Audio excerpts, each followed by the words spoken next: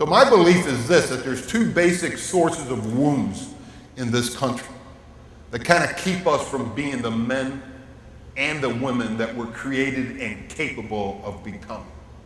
Now, with boys, let me tell you that there's three kind of lies of this culture. And every man in this room has been raised and brought up understanding these three fundamental lies. And the first lie you learn as a man in this country is by the time you're 7 or 8 years old. By the time you're 7 or 8 years old, you've already bought into this lie. And you learn it on the playgrounds all across this country. You learn it on the playground in elementary school. The first lie is this. Somehow we want to teach young boys in America that what it means to be a man has something to do with athletic ability.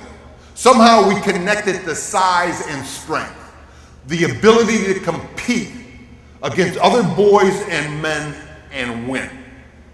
Think about all the boys on the playground that don't have the interest or the size or the ability. At 7 or 8 years old, they're given a message in this country that somehow they don't measure up as a man because of athletic ability. That's crazy. That's crazy. Masculinity has nothing to do with athletic ability.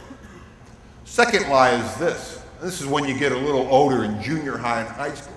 Somehow we've created a culture that wants to teach young boys that what it means to be a man has something to do with issues of sexual conquest.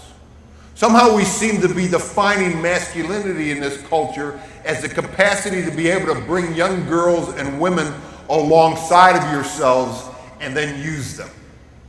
Use them to validate some kind of masculine insecurity or use them to gratify some kind of physical need. Somehow that's supposed to make you a man, using other people. That has nothing to do with being a man. And later on in life, you get the third basic lie of masculinity. And that is that somehow in this culture, we teach men that their masculinity has something to do with economic success. It's about how much power, position, or possessions that you own or control. Somehow we want men to understand that their self-worth is determined by their net worth. And I would say that too is an absolute lie. Masculinity's got nothing to do with job titles and position and the amount of possessions. But think what happens in a nation. Think what happens when you raise a couple generations of boys to thinking that's what it means to be a man. They go from the ball field to the bedrooms right to your billfold. Here's what I know to be true for me, and I know to be true for every single one of you. If you were on your deathbed today, about to die tomorrow, and you wanted to reflect over your life, the meaning, the value, and the purpose, it would come down to this. You would measure the success of your life based on relationships. It's all about your capacity to love and to be loved. Now think about that. Think about how we raise boys in this country. We raise them the total opposite of that. We teach boys that what it means to be a man is to be independent, to be your own man, to be in competition, to kind of win, be autonomous. See, what we do on the playgrounds of elementary school is we teach young boys that in order to be a man, what you have to do is disconnect your heart from your head. See, in this country, we don't necessarily raise boys to be men. We raise them not to be women.